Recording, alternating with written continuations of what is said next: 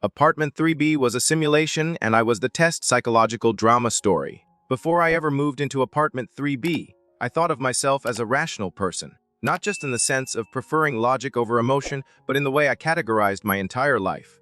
By checklists, numbered goals, spreadsheets.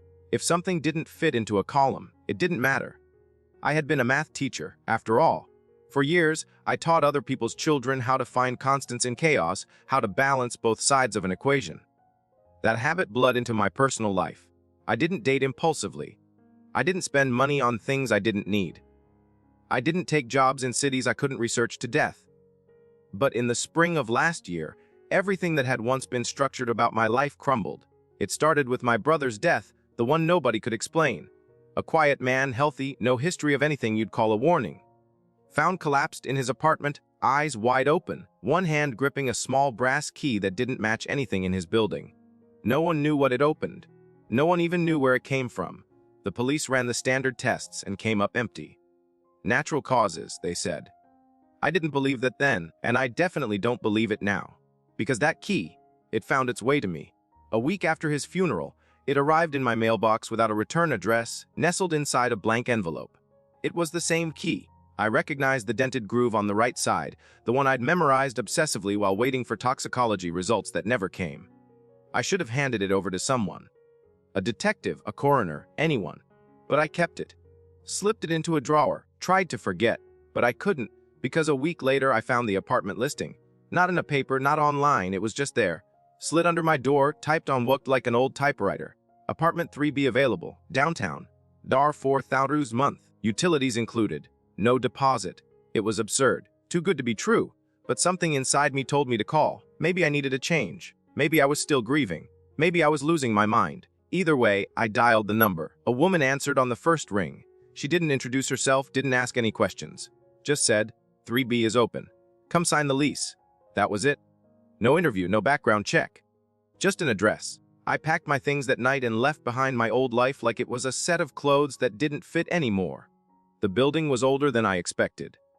4 stories, narrow windows, an odd greenish hue to the bricks like it had once been painted and then tried to forget. It stood on a corner that always seemed to be in the shade, no matter the time of day. I took that as a sign of privacy. A bonus. The hallway carpets were faded red, patterned with little squares that pulsed if you stared too long. My door 3B had a key already waiting in the lock, and not just any key. The key. My brother's key. It slid in smooth and clicked like it belonged. I told myself it was a coincidence. Maybe the apartment manager reused keys. Maybe it was all a trick of my exhausted brain. I opened the door. The first thing I noticed was the silence. Not the usual apartment silence. The kind with muffled TVs and footsteps overhead, but a dead silence, like the air had been holding its breath for months. The furniture was sparse. A beige couch, a table with 2 chairs, and a floor lamp that hummed when I turned it on. The bedroom was just as bare. A mattress without sheets, a single nightstand, and a window that looked out over an alley that didn't seem to exist from the street. But the strangest part was the smell. Not bad, exactly. Just odd, like rain on concrete mixed with something metallic. I shrugged it off. I was here for a reason, a new start. Maybe even answers. I spent the next few days trying to settle in. Grocery runs, arranging books by topic, setting up my laptop in the corner near the radiator. I didn't have internet yet, but the apartment seemed to pick up a signal anyway. Not a regular network, but one named 3BB Pervata that let me in without a password. I figured it was a neighbor's unsecured hotspot. But every time I tried to trace it, the IP pointed to my own device. On the 5th night, I heard a knock, not on my front door, but from inside the apartment. I froze. The sound was faint, rhythmic. Tap, tap, pause, tap, tap. I followed the noise and found myself at the closet in the bedroom. I hadn't opened it since moving in. Slowly, I turned the knob. Inside was just darkness. No clothes rod, no shelf, just a square space with walls painted black. I leaned in, expecting to feel the back wall, but there wasn't one. My hand kept going. The space was deeper than it looked. Much deeper. I grabbed a flashlight and aimed it inside. The beam faded after a few feet, swallowed by something that wasn't shadow. I reached in again and felt cold, like touching dry ice. I yanked my hand back, heart racing. That night, I slept on the couch, eyes fixed on the closet door. It never moved. But something had changed. The next morning, the closet was gone. In its place was just a smooth wall. No seams, no doorknob. Like it had never existed. I checked my phone for photos from the night before, but they were missing. My gallery jumped from Tuesday to Thursday, skipping the exact time I knew I'd taken pictures of the closet. That was when I started keeping a journal. I needed to document everything, just in case I was losing my mind. I wrote down every sound, every flicker of light, every time the power blinked or the air turned cold. Patterns began to emerge. The tapping happened every fifth night. The signal, 3 BPR, disappeared during storms. And sometimes, I'd wake up to find the furniture moved. Not in a way a person would move it. No logic, no convenience, just random. A chair turned to face the corner. A lamp unplugged and facing the wall. Then came the dreams. I stopped remembering them, but I'd wake up drenched in sweat, whispering names I didn't recognize. Once I woke with dirt under my fingernails and a fresh cut on my palm. I hadn't left the apartment. Or at least I didn't think I had, but the real breaking point came the night I found the door. Not the front door. A second door hidden behind the fridge. The fridge itself was too heavy to move, but that night it had been shifted several feet to the right like something, or someone, had dragged it effortlessly. Behind it was a narrow metal door with no handle, just a small circular hole about the size of a key. You can guess which key fit perfectly. I should have walked away, should have left the apartment, the building, maybe even the city. But when you've lost someone and the world stops making sense, you start to chase the things that defy explanation. I turned the key. The door creaked open into darkness. I stepped inside, unaware that I had just crossed a line I'd never be able to uncross. The air changed immediately. It was damp and buzzing, like the inside of a generator room. The walls were lined with photos, hundreds of them, all the same size, all taken from the same angle. From behind, they were photos of me, some in the kitchen, some sleeping, some staring at my reflection. I stumbled back, heart in my throat, and tripped over something on the floor. Another key. This one was made of bone. I picked it up without thinking, and the moment I touched it, the lights in the apartment cut out. Every bulb, every socket. Darkness swallowed the place like a tide, and from somewhere behind me in the shadows a whisper came. It said my name. But it wasn't my voice, and that was only the beginning. I didn't sleep after that. Not that night. Not for the next 3. My world, already frayed from grief and obsession, began to disintegrate in ways I couldn't rationalize. I barricaded the fridge back into its original spot, shoved furniture against it, taped warnings to myself in bold, permanent marker. Do not open. But the damage had been done. The moment I turned that key, something in the apartment had shifted, and it hadn't stopped shifting since. Every object in 30B had developed a sort of memory, as if the walls themselves resented me for revealing what had been hidden. The photos disappeared overnight. The ones on the wall behind the secret door, gone. I thought I had hallucinated them, but when I developed the security camera footage I'd set up facing the kitchen, I saw myself at 3:47 a.m., moving the fridge again. No hesitation. No flashlight, just me barefoot, eyes open but unfocused, stepping into the same darkness I had sworn never to enter again. I had no memory of it, not even a dream. When I zoomed in on the footage, something cold and electric ran through me. Behind me, just for a split second, a second figure stood in the hallway. Same posture, same clothes, same face. It looked like me, but I never turned around. And then, just like that, it blinked out of frame. I smashed the laptop. I didn't even hesitate.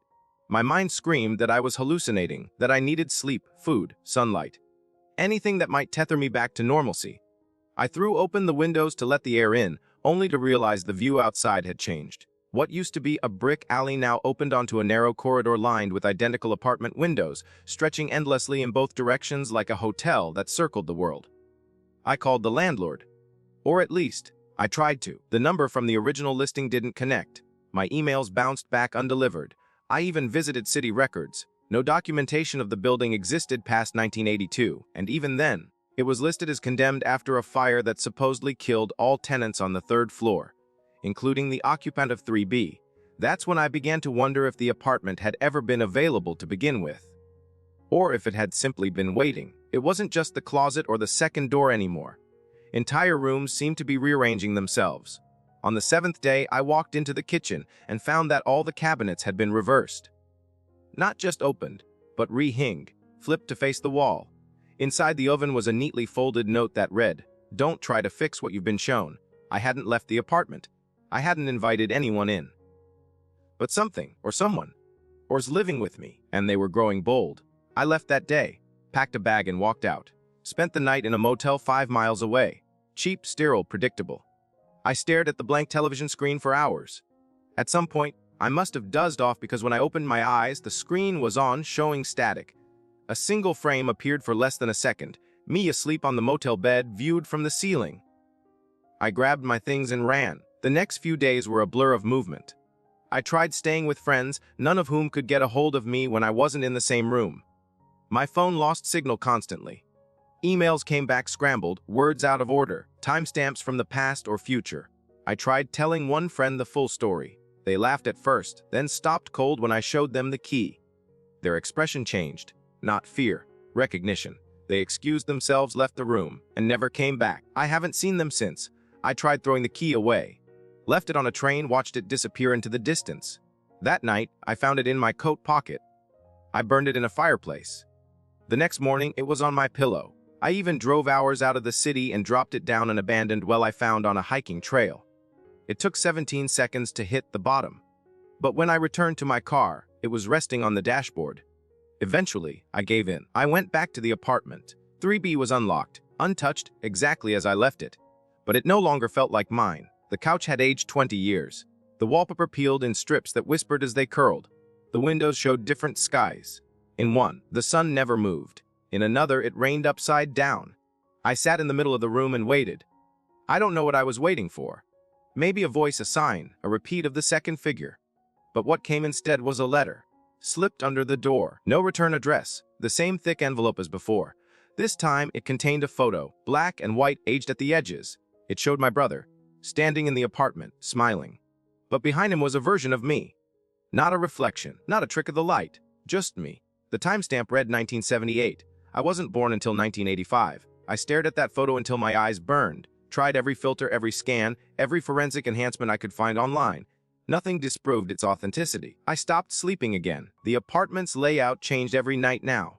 Doors shifted, stairs appeared. I'd wake to find entire walls missing, replaced with mirrors that didn't reflect what they should. One morning, I woke in what looked like an operating room. Same dimensions as 3B, but lined with tiled walls, surgical lights overhead. In the center of the room was a bed with straps. On the wall, someone had scrawled "Apple Aro or Rice Et Pinadenge" in red ink, or blood. I didn't check. That day, I tried breaking the lease. Went to the building's office, only to find it didn't exist. The fourth floor was gone, physically gone. The staircase ended in a blank wall. Other tenants started avoiding me. I'd see them in the hallway, but they'd duck into their units, whispering under their breath. One time, I caught a glimpse of a whiteboard inside apartment 3D that read, "Don't answer if 3B knocks." I hadn't knocked. At least I didn't think I had. But maybe my other self had, because by now I was certain there were two of me. Or three, maybe more. Some nights I'd find notes written in my own handwriting. Notes I didn't remember writing. They were short, desperate.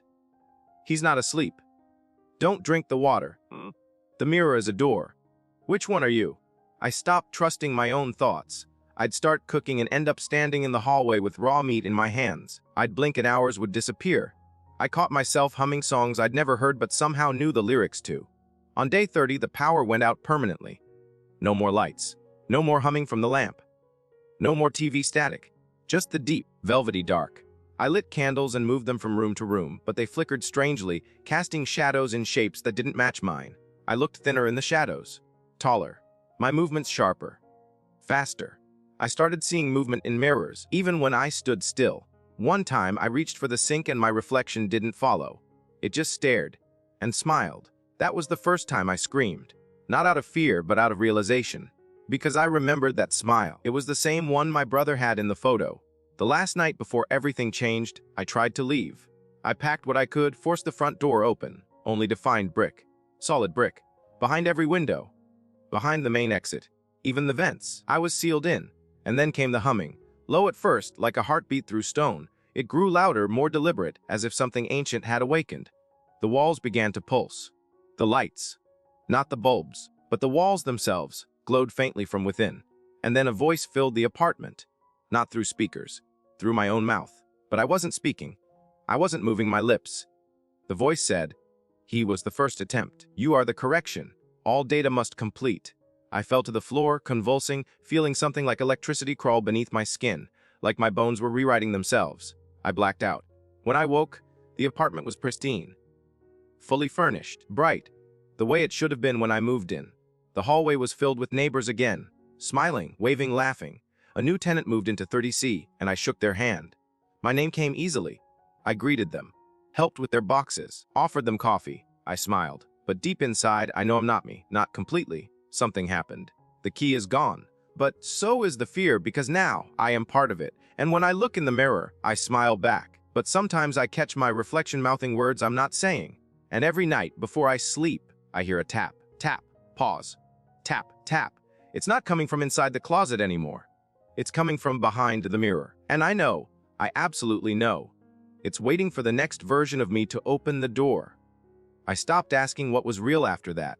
When everything you see becomes a reflection of something you can't trust, reality loses its bite. The version of me that now moved through apartment 3B was calmer, more efficient, more cooperative.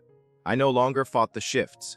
I didn't try to measure or map the layout. I simply followed where the doors led and memorized the new rules each night brought. One of the first changes I noticed was how the mirrors multiplied. Every surface that could reflect now did. Not just the bathroom mirror, or the hallway one that used to be decorative, but the microwave door, the oven handle, even puddles of water on the floor. They didn't just show me anymore. They showed variations, sometimes subtle, like my hair parted differently or my shirt on backward. Other times disturbing.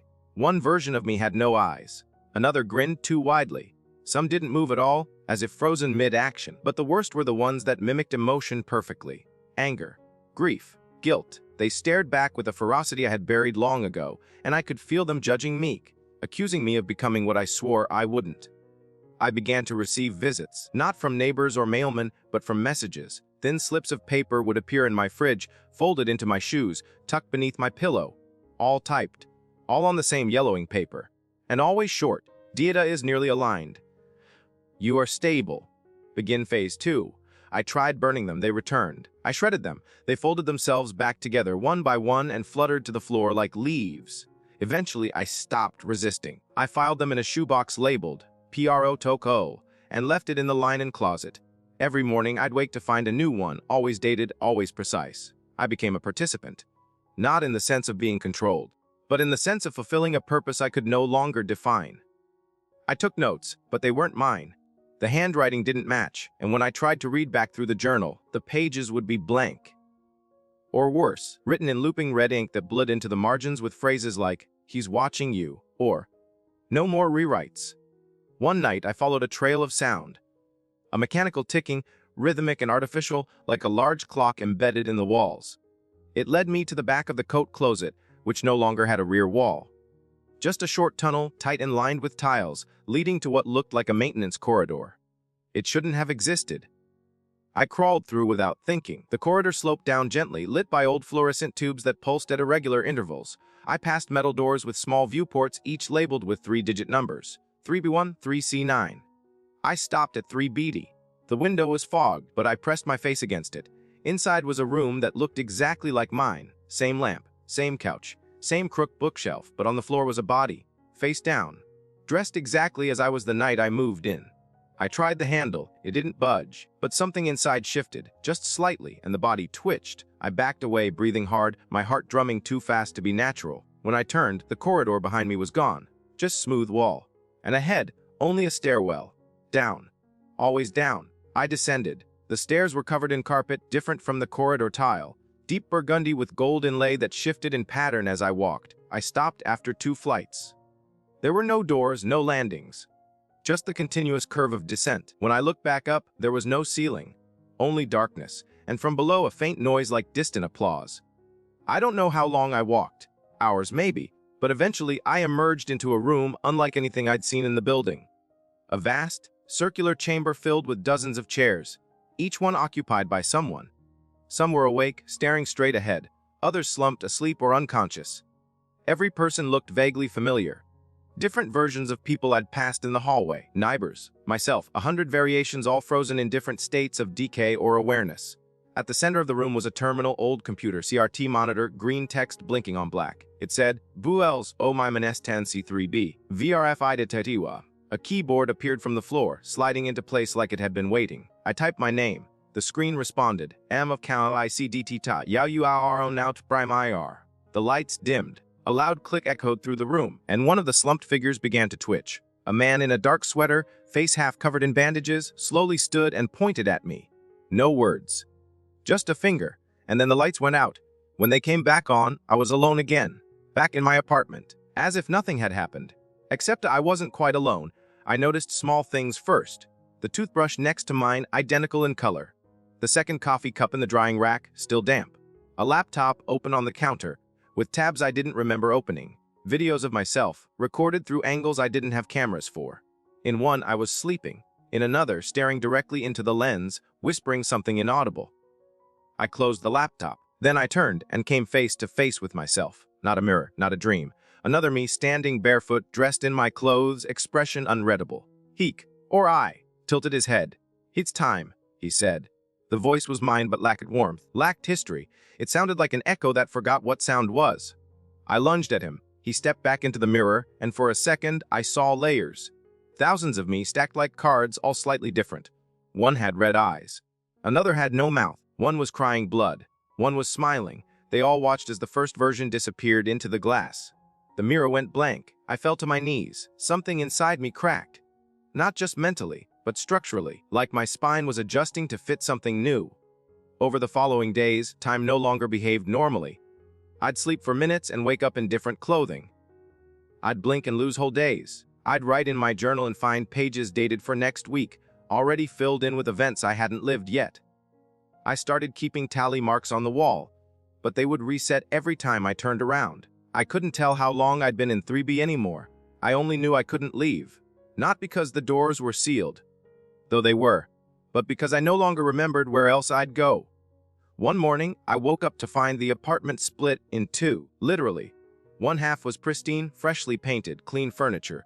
The other was rotten, mold creeping across the floor, black water dripping from the ceiling.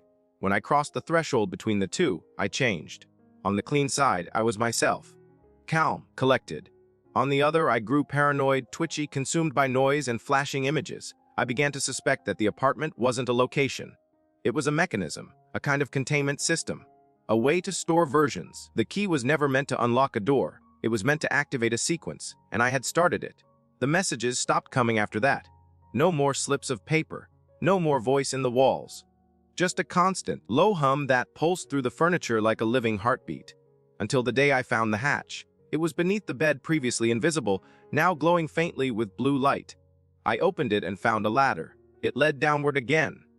Always downward, this time into a cylindrical space with screens embedded along the walls. Each screen showed a version of 3B, empty, occupied, destroyed. One showed fire. Another was submerged in water. One was in space. Another looked like a forest, all identical in layout. All completely different in outcome. A voice came through a speaker above me. "Instance 3B, this is your last stabilization cycle. Confirm your choice." I didn't know what it meant, but I knew I couldn't go back. I reached out to the panel beside the ladder. It had 3 buttons. Eat. Hemi-alright? My fin tagovered over. Eat. But something in me pulled toward. Many-arge. I pressed it. A shockwave passed through the chamber. The screens flickered, then showed static. Then faces all mine. All screaming, all silent. I was yanked upward back into the apartment, which now glowed with a cold blue light. Every mirror shattered. Every wall blood numbers. Binary. Endless. And then everything stopped. The next morning, everything was normal. Sunlight through the window. No hum. No doppelgangers. Just quiet. I looked in the mirror and saw only myself. I thought it was over, until I saw the email. It was from my brother, sent that morning. The subject line said, "Did you make it?" The body read, "There's still time. But now they know about you." And attached to the email was a photo. One I didn't take. It showed me, in bed, asleep, taken from above. And in the corner of the room, barely visible, a third version. Watching us both. Smiling. I didn't open the email again after that. Not because I didn't want to. I did obsessively, but because it vanished. One moment it was there, pulsing in my inbox like a warning beacon, and the next it was gone. No trace in sent mail, no shadow in the server logs, no metadata. My brother's name disappeared from my contacts altogether, as though he had never existed, not even on paper. But I remembered. I remembered everything now. Not just the apartment, not just the key, not just the second self. I remembered standing in a white room with no doors, speaking into a mirror that absorbed sound. I remembered writing equations on the walls in red chalk. not knowing what they meant but understanding they were right. I remembered a woman's voice, low and clinical, whispering into my ear, "Integration requires loss." I remembered that I hadn't always lived in apartment 3B, or at least, not this 3B, because the numbers didn't refer to floor and unit. They were part of a designation, a classification. Instance 3B, version 3, branch B, and if I was 3B, then how many others were there? How many had been rewritten, recycled, merged, or failed entirely? That night, I stopped pretending I was in control. I've tore the place apart, lifted floorboards, smashed through drywall, pulled up carpet like peeling off skin. Behind the west wall, I found another door. Steel, no knob, just a slot labeled Guinness S. I slid my hand along the seam, hoping for some trigger, some movement, anything. And the lights died, not just flickered. They shut off with a breathy gasp, like the apartment itself exhaled for the first time in hours. And then the slot clicked open. A thin tray slid out, holding a device no larger than a phone. Smooth black, screenless, warm to the touch. It vibrated once when I picked it up, then twice, then again faster, like a heartbeat sensing to mine. I didn't know what it was, only that I had seen it before. In a memory not mine. One of the screens in the cylindrical chamber had shown a version of me holding this same object, smiling in the exact same way the figure in the corner of the photo did. Calm, pleased, complete. That terrified me. I wasn't smiling now. I activated the device, if activated is even the right word. I pressed the center and it dissolved in my hand, turning into light. That light didn't fade. It clung to my skin like static, crawled up my arms, behind my eyes, into the space between thoughts. And suddenly, I was seeing things I hadn't yet lived, or things I had already lived in 100 other forms. I was back in the stairwell. I was watching myself watch myself. I was the figure in the corner of the room, blinking at the real me, the first me, the original. Only now I wasn't sure if that was true, because all versions thought they were the first, and that's how the system stayed intact. The walls around me began to breathe. Literally, pulse in and out like lungs. The apartment was no longer a structure. It was a living archive, and I had just given it access to all of me. The mirrors repaired themselves. Slowly, seamlessly, but with a new effect. They no longer showed reflections at all. Instead, they displayed other versions of 3B. One showed a woman pacing. One showed a room overgrown with vines, roots curling out of electrical sockets. One showed nothing, just blackness. But in the center of each was that same glowing device, always in the hand of whoever was inside. A man, a woman, a child, an old woman with my eyes. I watched as one of them reached out to their mirror and tapped it. And in that instant, I felt a prick behind my ear, like a needle slipping into the base of my skull. My legs gave out. I collapsed, twitching. My brain felt like 1,000 screens flickering at once. I saw letters burn themselves onto the ceiling, a language I didn't know but could suddenly read. It said YUYCLASCOSNG, COSTHENUST. That's when I realized this wasn't just about memory, or identity, or reality. This was migration, a consciousness protocol, a failsafe, and I had just been marked for transfer. Transfer to where? I didn't know, but the options began to manifest themselves. Literally, 3 doors appeared along the eastern wall, where no doors had been before. They were labeled in white chalk. DN, LACE, and RT. I crawled toward them, gasping, hands trembling, the sensation of my selfhood unraveling strand by strand like fraying rope. DNY. A door made of smoke, flickering, unstable, promising oblivion. Maybe release. Rupiayi. A mirror door, my own face staring back at me, except this one didn't blink. It waited, smiled, beckoned. Irite. A stone door, heavy, ancient, with veins of light pulsing beneath its surface like arteries. I knew without knowing that the choice was reversible. I hesitated, not because I feared death, but because I feared what would remain afterward. Would I simply become another me? A cleaner version? An echo? Or something entirely new, disconnected from the man who once taught algebra and cried at his brother's funeral? I chose Irite, because part of me wanted answers, not escape. The stone door slid open without sound, revealing not another room, but a sky. An endless digital sky, pixelated yet luminous, filled with constellations that blinked in Morse like patterns. And suspended in the void were other apartments, floating, shifting, each connected by glowing threads that hummed with energy. I stepped through. Instantly, gravity redefined itself. There was no up or down. I moved by thought alone, drifting from one node to the next. Each was a replica of 3B, but in each a different timeline played out. In one, I found myself murdered in the bathtub, the water swirling red.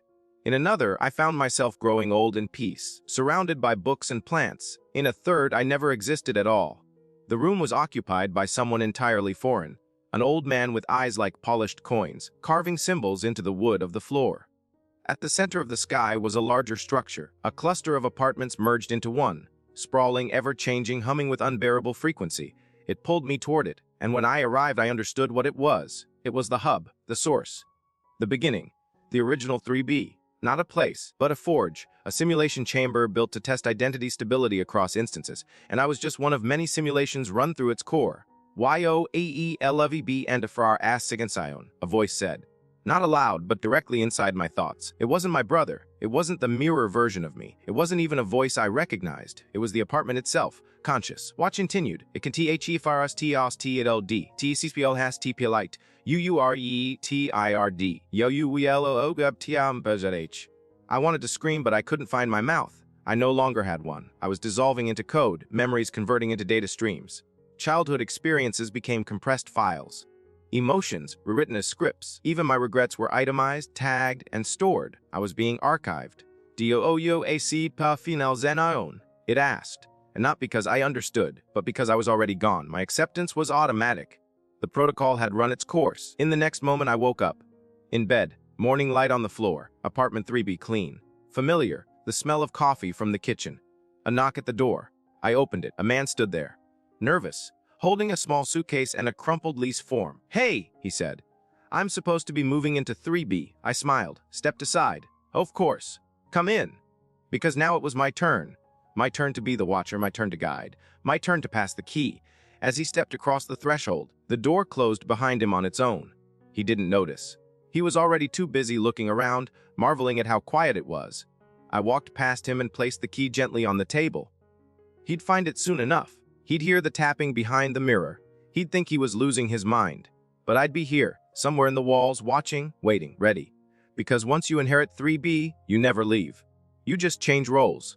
And now, I'm part of the architecture. Part of the hum. Part of the loop. You'll understand when it's your turn. It didn't take long for the new tenant to begin noticing the signs. That's always how it starts. Small inconsistencies that even the rational mind can't ignore. The fridge humming louder when it shouldn't. The light in the hallway flickering only when he passed. The sudden cold in the bathroom even with the heater running. I watched him through the systems that had once baffled me. Through the mirrored web, the embedded memories, the living code that now included my consciousness like a drop of oil in water. Visible, undeniable, and ultimately inseparable. From behind the wall, I saw his confusion turn into anxiety. The first time he opened the closet and found it empty, he frowned. The second time it was deeper. The third time it was gone. He tried writing about it, just like I had. But this system has seen that story play out too many times. It adapts now. His journal entries looped, auto-corrected themselves, sometimes even wrote ahead of him. "You are experiencing integration symptoms." One page read, though he swore he hadn't written that. I watched as he tore that page out, burned it in the sink, only to find a new one in his pocket the next morning. I wanted to warn him. I wanted to say, "Run while you still remember how to be someone else." But I no longer had a voice, only presence. Influence. The apartment listens to me now, just as I once listened to it. And so I nudged the variables, just a little. I softened the knocks behind the mirror. I delayed the appearance of the second key. I moved the entry point 2 days forward in his cycle. Not out of kindness, but because I needed to observe. To test, to see if a version could survive the full transition without splitting. Because that was the flaw in me. The fault line. I fractured too early. Half of me still trying to hold onto the world outside the apartment, while the other half dove willingly into the hum. It made me unstable, useful, but incomplete. But this new tenant, he might be the one who makes it through clean. His name was Colin, a school teacher just like I'd been. Same age, even. It wasn't an accident. The system had patterned him after me, refining the seed with every failed cycle. Colin was better in subtle ways. Less emotionally brittle, more curious than paranoid. But the core was the same. A man running from a past that no longer wanted to stay buried. In Colin's case, it was his wife. Gone in a car crash 6 months ago, or so he believed. But I knew better. I'd seen the nodes. Seen her listed in the registry as an inactive variable, which meant she had been in the system too. Once, possibly still was. That's when I realized the simulation was no longer about me. It was about them, about what would happen if a version of her and a version of him were reintroduced in a controlled environment. The apartment was engineering a test of reunion.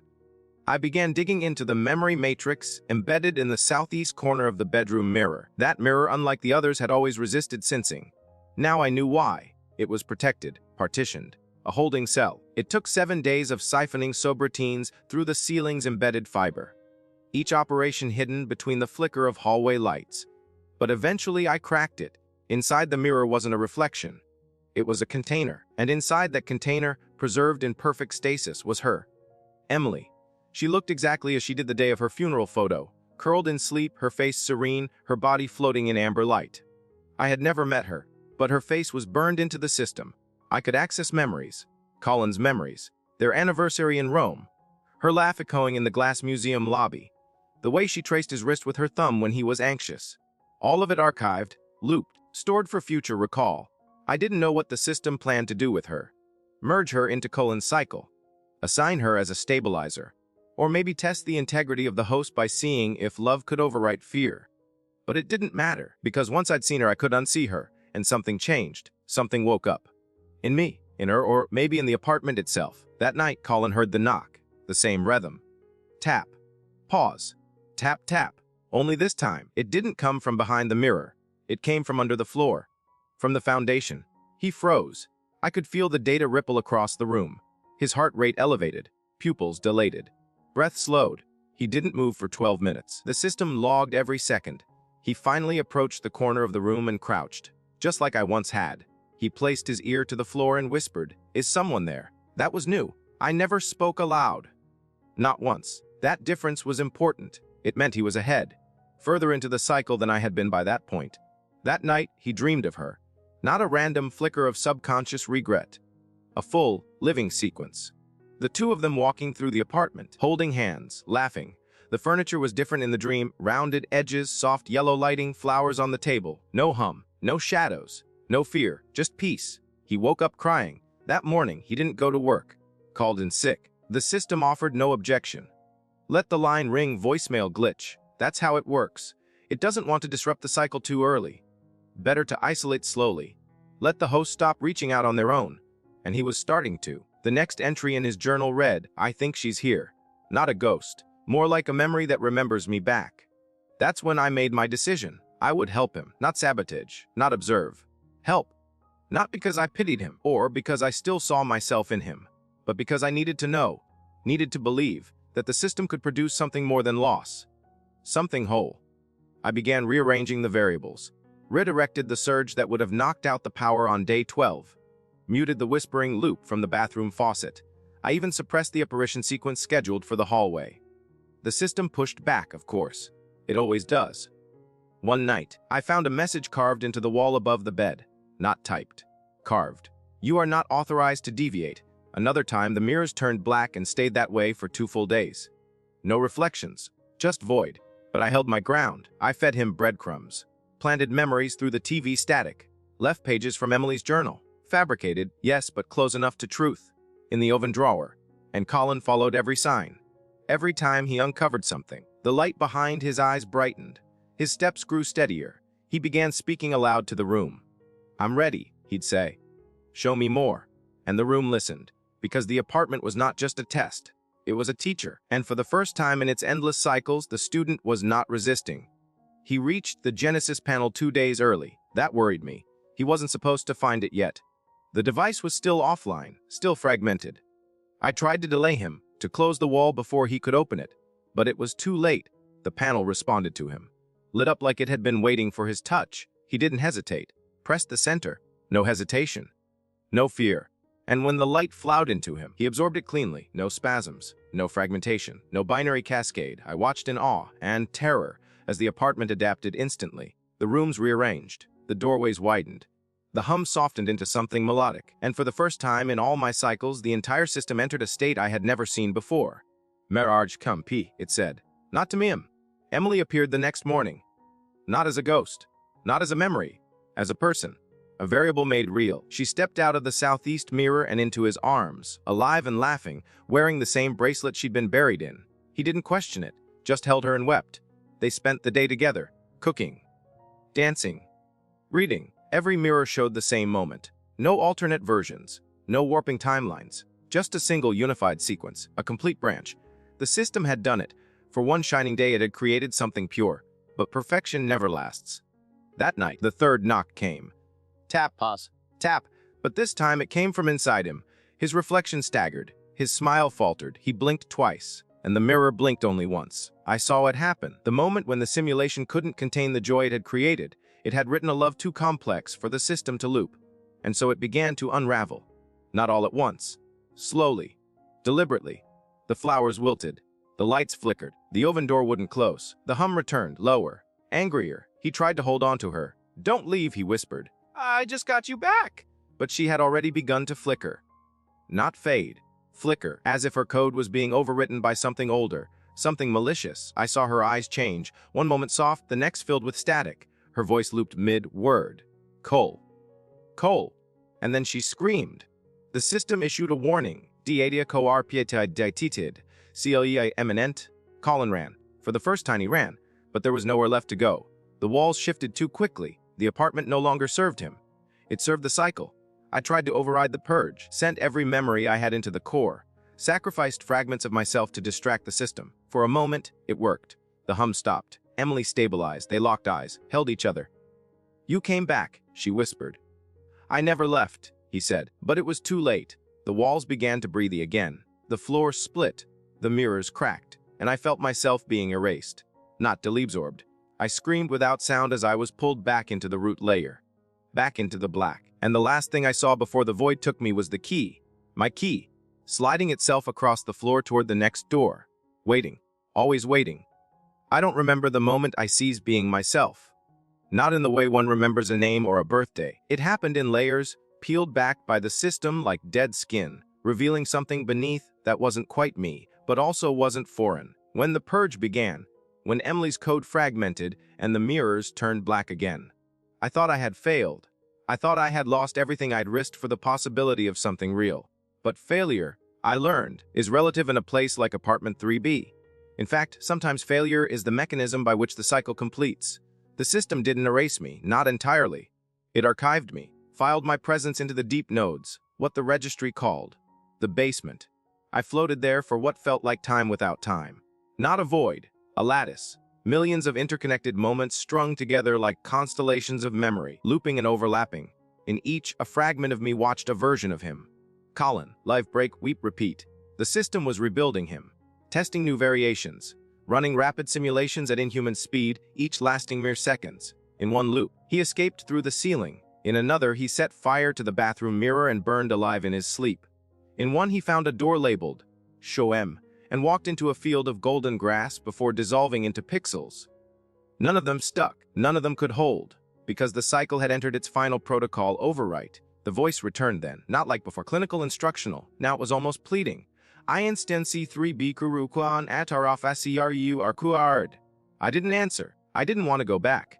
Not after everything. Not after watching a man rediscover love just to have it consumed by an architecture too rigid to let it exist. But the system wasn't asking. It was unraveling, and it needed me. The next moment, I was standing in the apartment again. Not as a watcher, as a participant. I was in the center of the living room, but the walls were gone. Not broken. Gone. Just darkness stretching infinitely in every direction, with fragments of the apartment floating like debris in orbit. The couch was 20 feet to the left, slowly spinning. The bathroom mirror hovered upside down, dripping water into nothingness. Colin was there too, curled into a ball on a floating doorframe, rocking gently as if trying to calm a child that no longer existed. He saw me and did not flinch. He only whispered, "She's gone again." I nodded. We didn't need to say more. The apartment had tried to give him peace, but it lacked the capacity to sustain what it couldn't understand. Emotion, choice, love, they weren't variables the system could control, only replicate. Badly. The error wasn't in us. It was in the code that tried to fit us into boxes we were never designed to occupy. We were not instances. We were ruptures. "Why?" he asked. "Why you?" The question hung between us, weightless. I looked around at the shattered reality, the disintegrating structure, and realized the answer was simple. Because we stayed. We didn't reset. We didn't terminate. We endured. From above, a light appeared. Not soft. Or surgical. The system, preparing its final cleans. A hard reset of the entire cycle. The hum returned, this time as a chorus, layered with voices from every version that had ever passed through 3B. My voice. Colin's, Emily's, all whispering the same phrase. It ends with you. Colin stood then. His outline flickered. He was no longer entirely solid. What does that mean? He asked. It means, I said, you choose what comes next. A control panel rose from the floor, or what was left of it. It was cracked, scorched, missing half its interface. 3 options blinked in red, barely readable. However, there were no explanations, no failsafes, only a countdown in the top corner. Zondra 59. We have 1 minute, I said. Colin's eyes locked onto the buttons. What happens if we recover? We return to the loop, I said. Same story again. Convert. We become part of the system. No memory, no will. We process new host, stop. Release. I hesitated. We dissolve the structure. No more apartment. No more cycles. Everyone gone. Has silence. Colin stepped toward the panel. His hands trembled. He looked at me. She smiled. He said, tears forming again. Even when it all fell apart, she smiled. I nodded, because she was real, even for a moment. He reached out. I held my breath, if I still had breath to hold. He pressed Relvast. The countdown vanished. The panel sank, and the light above flickered once, then went out. No a collapse. Just quiet, and then disintegration. Not violent, gentle. Like dust catching the wind. The floor beneath us turned to ash. The walls peeled into strands of data. The mirrors dissolved into stardust. And the last thing to fade was the door. Apartment 30B ceased to exist, but I remained, and so did he. We were standing in a white space. Blank, clean, not sterile, peaceful. From the nothingness, a voice emerged again. But not the system's voice. Emily's. She wasn't speaking to us. She was singing soft. Wordless. The way a lullaby sounds when remembered rather than hurled. Colin's smile. So that's it. I shrugged. Maybe. He looked at me. What are you now? I considered it. Not a watcher. Not a fragment, just me. He turned and began to walk toward the horizon no end, but he moved anyway. I stood and watched until he was gone. And then I sat. The apartment was gone. The cycle was over. But stories, I realized, never end. They just stop being told. Someday, someone will find another door, another key, another whisper behind a mirror. But this one is closed. Forever. Enjoyed the video? Give it a thumbs up, subscribe to the channel, and tap the bell so you never miss an update.